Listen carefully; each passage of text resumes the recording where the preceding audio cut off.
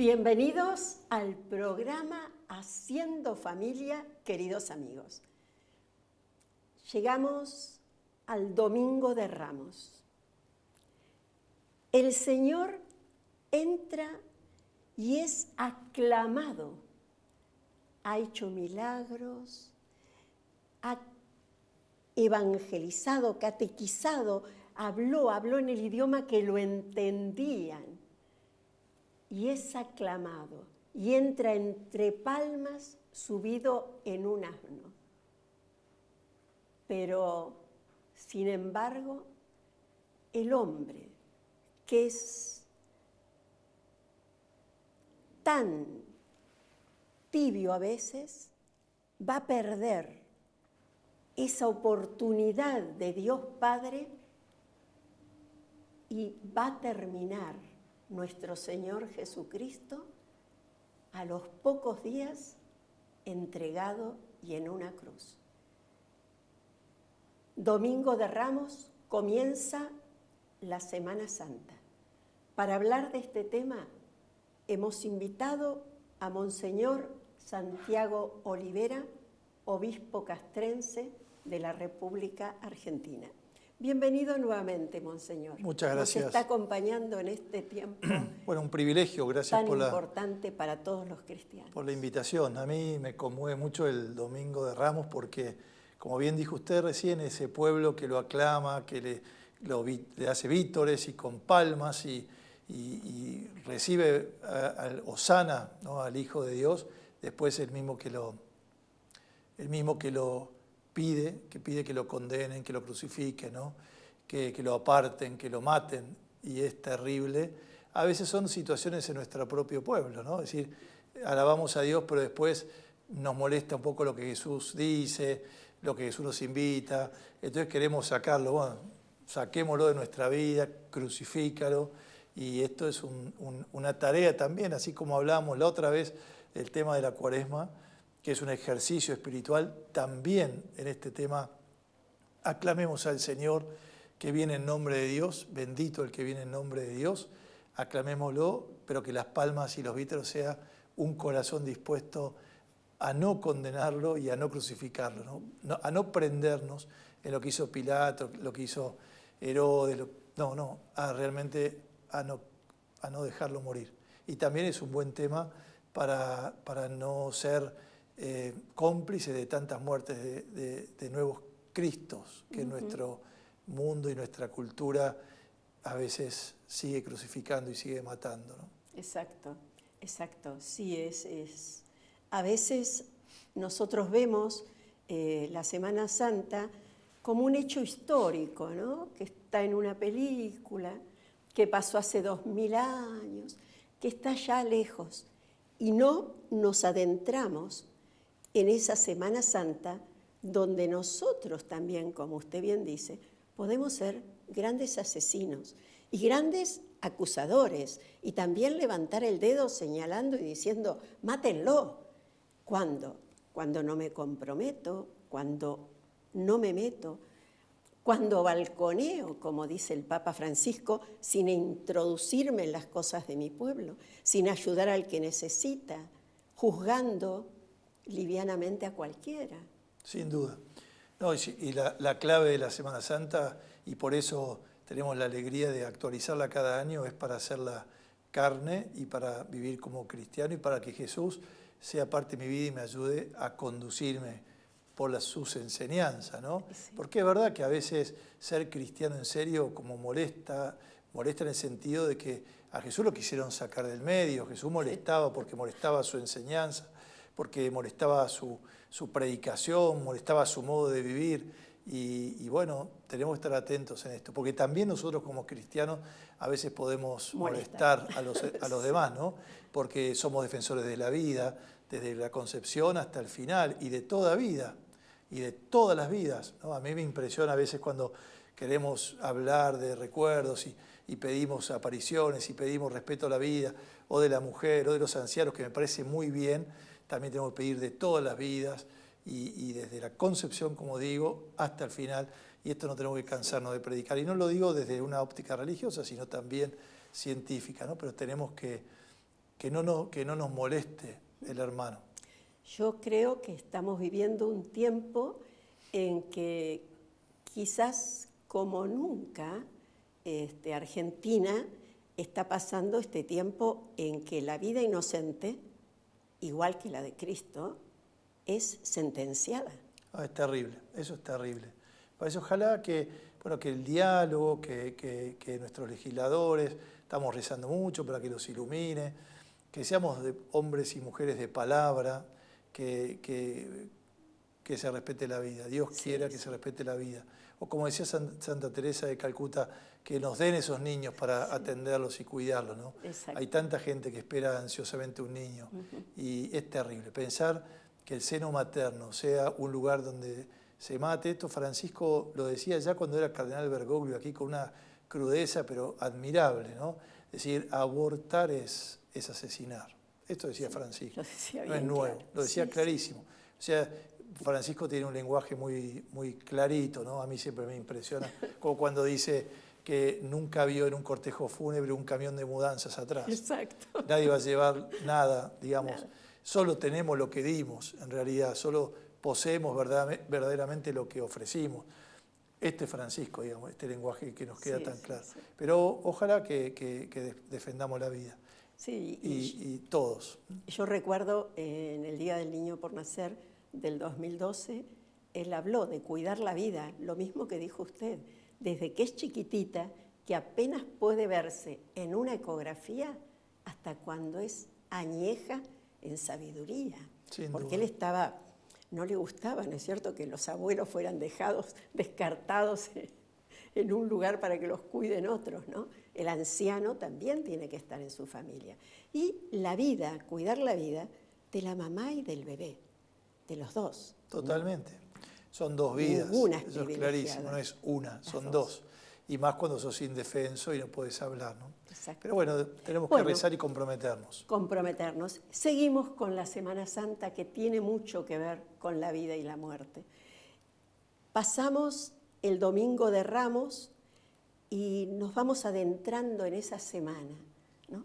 Sí, el Domingo de Ramos como que nos introduce al drama, una entrada triunfal que puede dar por equívocos en los discípulos que lo seguían y querer los primeros puestos, el reino de Dios de un modo triunfal. Sin embargo, Jesús entra en un burrito, como usted dijo, en la sencillez y en la humildad.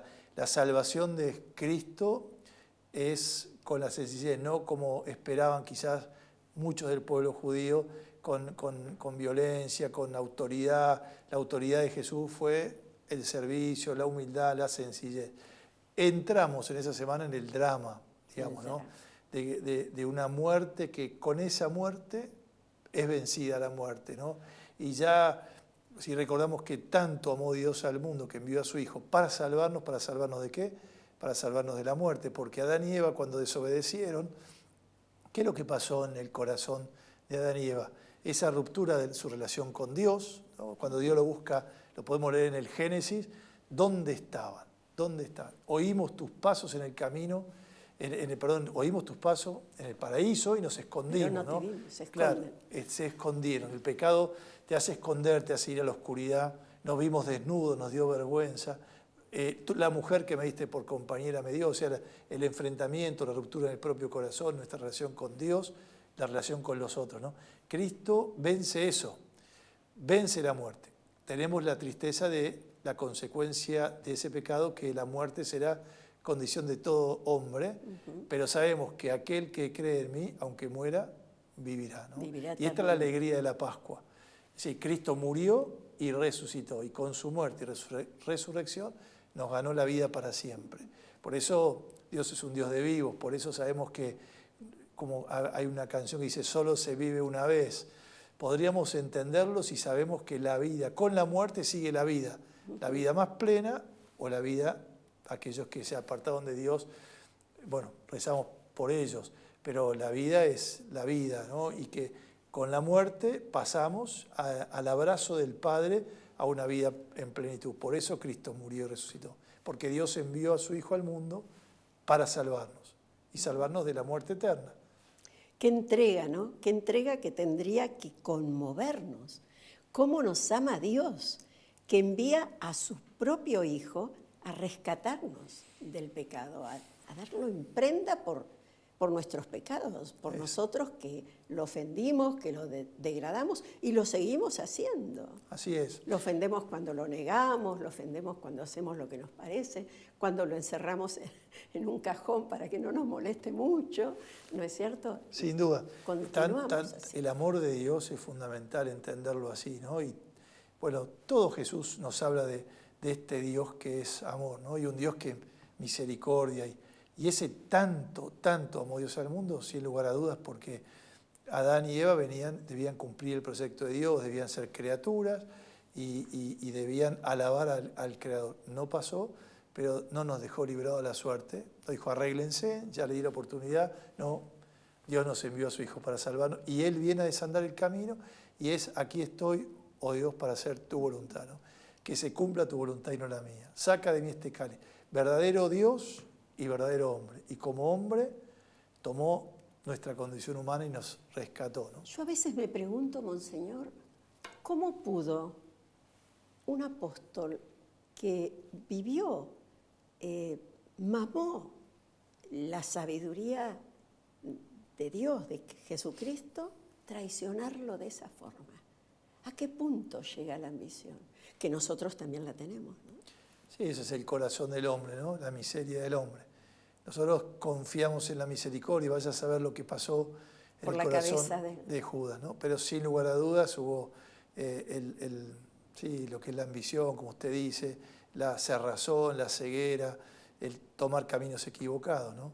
Pero fíjese que también nos pasa a nosotros porque seguramente Judas quería ver un bien, no es que pecaba o hizo lo que hizo pensando en un mal. Sí, se equivocó. Nosotros siempre también pecamos buscando un bien. O sea, aún el que roba, no roba para hacer el mal, roba porque piensa con esa plata va a estar mejor. Se equivoca, ¿no? Claro. Es decir, siempre el pecado... por ausencia de claro, bien. Exactamente. El pecado siempre es error. Yo le erro, digamos, ¿no?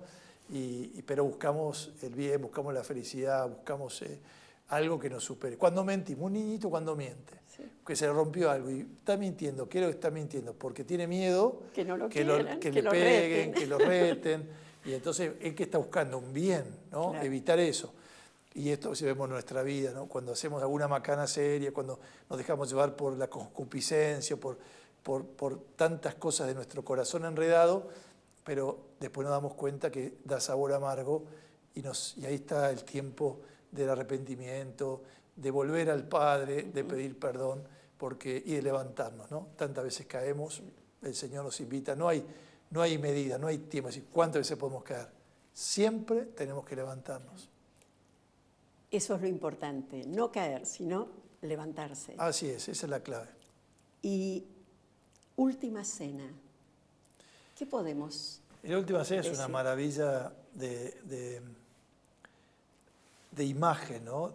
Primero de este Señor que hace la Pascua es el paso, Él se convierte en víctima, está adelantando de un modo incruento lo que será su cruz y se nos recuerda y celebramos en la cena, volvemos al tema del amor, ¿no? El misterio del amor, Jesús que se entrega y también el mandamiento del amor, porque Jesús en la última cena hace ese signo que es lavar los pies a sus discípulos, ¿no? El signo más grande de humillación, de humildad, de actitud y una enseñanza para todos. ¿Vieron esto? ¿Vieron esto? Hagan ustedes lo mismo. Así como que no hay duda en Jesús, ¿no? Nosotros tenemos que ser servidores. En la última cena también se nos recuerda este misterio de nuestra fe, que es central, que es la Eucaristía, ¿no? Cristo que se hace alimento, ¿no? Aquel que come de este pan vivirá para siempre. El que se hace carne, el que se hace comida, el que se hace pan. Este alimento que es distinto al alimento físico que comemos y entra a nuestro cuerpo, recibir a Jesús en Eucaristía se va poniendo de tal manera que nos vamos convirtiendo en otros Cristos, porque cuando comulgamos, antes nos preparamos para comulgar, para estar en comunión con las enseñanzas de Jesús, con la vida de Jesús, ¿no? Y bueno, nos regala en la última cena la Eucaristía, nos regala el sacerdocio, porque nosotros fuimos ordenados para hacer la Eucaristía. Y esto es muy importante también. Es verdad que el cura está cerca de los más necesitados, que el cura enseña la palabra, que el cura está acompañando a los enfermos, que el cura, todo lo que podamos pensar de un cura, pero el cura está hecho para hacer la Eucaristía, porque nosotros cuando celebramos la misa decimos tomad y comed, o tomen y coman, esto es mi cuerpo, tomen y beban, esta es mi sangre. No decimos tomen y coman, este es el cuerpo de Jesús, tomen y coman, este es mi cuerpo. Este misterio muy grande para nosotros, ¿no? Descubrir que en persona Cristo, en la cabeza de Cristo, nosotros estamos haciendo la Eucaristía. Y fuimos ordenados para dar el alimento a nuestro pueblo. Fuimos ordenados también para hacernos Eucaristía, para entregarnos, para darnos, para ofrendarnos. Y entonces el Jueves Santo recordamos la Eucaristía, este regalo, este misterio de nuestra fe, este pan de vida, el sacerdocio y el mandato de la caridad. Hagan lo mismo. Ustedes sean servidores los unos de los otros. Con ustedes. Qué hermoso, ¿no? ¿Cuánto que hay que rezar por ustedes los sacerdotes? Porque sin ustedes no se podría realizar ese milagro maravilloso que es la comunión. Sí, esto es un misterio grande que también nosotros tenemos que hacer siempre un esfuerzo de no acostumbrarnos, de mirar ese misterio que tratamos con nuestras manos, de descubrir que el mismo Señor, la presencia real de Jesús, y esta es nuestra fe, ¿no? Este misterio grande que el Señor ha querido regalarnos hasta el fin de los tiempos. ¿Qué habrá sentido, Monseñor, toda esa gente congregada cuando ya Jesús lo habían tomado prisionero y tenían que decidir si condenaban a los ladrones o condenaban a Jesús? Este hombre que no había hecho nada más que decir la verdad y mostrarles al Padre, pero que incomodaba a quienes reinaban, a quienes gobernaban. Usted sabe que yo estuve en el Santo Sepulcro hace poco y bueno, y ahí está en un costadito la sala en que fue juzgado, en que muchos se lavaron las manos. ¿Qué sentiría ese pueblo? Y terrible, ¿no? Una gran ceguera, pero este Jesús que pasó haciendo el bien, que este Jesús que no hizo nada malo, que fue juzgado, fue malentendido, fue crucificado, ¿no? Y por el pedido del mismo pueblo. Pero algunas mujeres y Juan el Evangelista quedaron ahí, el apóstol, al pie de la cruz, ¿no? Creo que eso, y ojalá que ese pueblo haya con esta experiencia, es decir, atraeré, cuando sea levantado, atraeré a todos hacia mí. Yo estoy seguro que en ese misterio de la cruz, esa contemplación de la cruz, que también para nosotros hoy debe ser siempre la contemplación de la cruz como la actualización del amor, ¿no? La cruz no es un instrumento de tortura para nosotros, sino es la expresión y el signo de un Dios que nos ama. Cuando miramos la cruz, tenemos que descubrir que Dios nos amó mucho y que Jesús nos amó hasta el fin. O sea, no se reservó nada para sí, nos amó hasta el extremo. Y esto, pero bueno, creo que no quisiera estar en el pellejo de ese pueblo, pero como bien decíamos antes, a veces también lo crucificamos a Jesús. Entonces, mirarlo a Él, pedir perdón, pedir que me ayude en mi fragilidad, en mi debilidad, y dejarnos abrazar por esa cruz, que esa sangre derramada, que es por mí, por usted, por quien nos está viendo. Esto es muy importante, ¿no? Dios nos amó a todos, pero como dice mucho Francisco, te ama a ti, me ama a mí, con nombres y apellidos, a cada uno, ¿no?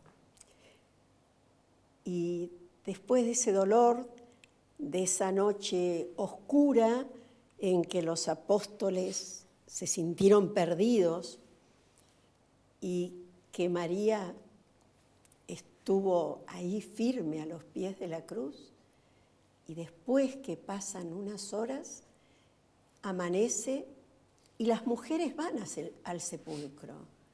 ¿Por qué Jesús eligió que las primeras que lo hubieran resucitado fueran las mujeres? Y yo creo porque primero tienen un sexo fuerte, ¿eh? Cuando dicen sexo débil o una personalidad no fuerte, es no es verdad, ¿no? Yo siempre digo, aún del ser madres, ¿no? Lo que implica. Pero ustedes fíjense que en el mundo del dolor, ¿no? O en nuestros hospitales, ¿quiénes están generalmente al pie de la cruz del enfermo, al pie de la cama? En nuestras familias, cuando hay un papá o una mamá ya mayorcita, si hay hermanos y hermanas, ¿quiénes están ahí haciéndose cargo? Cuando pasa el drama del divorcio, ¿quién carga con los hijos, en el mejor sentido, ¿no? Sí, sí. Yo creo que la mujer es admirable y la mujer es valiente. También en nuestros tiempos, descubrimos que muchas mujeres en nuestro país son valientes Sí, y hablan y se comprometen y es un buen ejemplo, digamos, un buen testimonio. Creo que Jesús eligió a la mujer como, por eso me parece tan importante descubrir que ellas son las anunciadoras, que María estuvo al pie de la cruz, que después Magdalena, que después las mujeres salen al sepulcro y por amor lo buscan y que por amor lo anuncian, ¿no? También el tiempo de la Pascua es un tiempo donde tenemos que redescubrir primero la alegría, porque claro, si alguien murió a quien queremos y resucita, lo vemos de nuevo. Yo tengo experiencia en mi familia de muerte y si hubiera visto a mi madre después de un tiempo, cuando murió yo era muy chiquito, me hubiera llenado de felicidad. Y así nos pasa, es decir, un cristiano que no es alegre es que no entendió la fe, ¿no? La alegría debe ser clave en nuestra vida, iluminar nuestra cara, nuestro rostro, nuestro entusiasmo, que a veces nos hemos educado en una fe que decíamos cuando yo era chico a llorar a la iglesia, o las mujeres que iban todas de negro, y parecía que nuestra fe era una fe media tristona. El Papa Francisco, Evangelii Gaudium, nos habla mucho de la alegría del Evangelio. El encuentro con Dios siempre es alegría, alégrate María. Está bien el temor y demás, pero la alegría es la clave. Alégrense, alegraos, ha nacido el Redentor. La alegría es clave en nuestra vida cristiana, ¿no? La alegría, ciertamente, porque Cristo resucitó, porque ha vencido la muerte y porque ya no hay nada que temer, porque Cristo ha resucitado de verdad y eso es causa de nuestra alegría, ¿no? La Pascua nos habla de eso, la recuperación de la alegría y también el anuncio. No puedo callar la alegría, no puedo callar el gozo. Yo voy al encuentro y lo anuncio, como hicieron las mujeres, como hicieron los discípulos, como hizo Pedro, que lo negó, pero después tuvo la gracia de poder manifestar lo que lo quería y después de Pentecostés, con la fuerza del Espíritu Santo, anunciar sin ningún temor el Evangelio. Y así llegamos a la Pascua. Pascua, paso. ¿De dónde hacia dónde? Y de la muerte a la vida. Pascua es paso. Qué importante que Dios pase por nuestro corazón, ¿no? Que Dios nos transforme. Que nosotros no pasemos como por al costado, que no pasemos sin involucrarnos, ¿no? Pascua es que Dios pasa, alguien pasa. No es un día del calendario, sino es este Dios que vuelve en su Hijo Jesús a pasar por mi corazón y la muerte ha sido vencida, como decía antes, muerte a la vida. El paso de la vida a la vida plena. Esta es la Pascua, ¿no? La alegría de un Dios que en Jesucristo nos mostró la salvación y nos mostró el camino. Muchísimas gracias, Monseñor. Queridos amigos, ¿qué les puedo decir? Primera cosa, feliz Pascua de Resurrección a todos los que nos acompañan a lo largo de estos años, pero sobre todo, vivamos intensamente este momento. Metámonos en esta Semana Santa y no dejemos que se nos escape. Creo que el mundo está atravesando desafíos muy importantes. Los tuvo en todas las épocas, pero ahora a través de los medios de comunicación podemos sentir como que nos agobian más. Pero no dejemos que se nos escape esta Semana Santa con ese fin hermoso. Y no le tengamos miedo a la cruz tampoco, porque la cruz también se transforma en nuestra alegría cuando la sabemos ver, en nuestra aceptación. Y ahora, Monseñor, le voy a pedir que bendiga a nuestra audiencia en esta fiesta tan importante para todos los cristianos. Muchas gracias de nuevo y descubrir una Pascua más. No es una Pascua nueva. Es decir, podemos vivirla, pero la clave es que descubramos que es una nueva posibilidad que Dios nos ofrece de saber que Dios nos ama, que murió y resucitó para nuestra salvación. Y este Dios entonces que nos abraza, nos perdona, vamos a pedirle que nos bendiga, que bendiga nuestras vidas, bendiga a aquellos que están sufriendo más, bendiga a los enfermos, este Dios que es Padre, Hijo y Espíritu Santo. Muchísimas gracias, Monseñor Olivera. Muchas gracias a usted.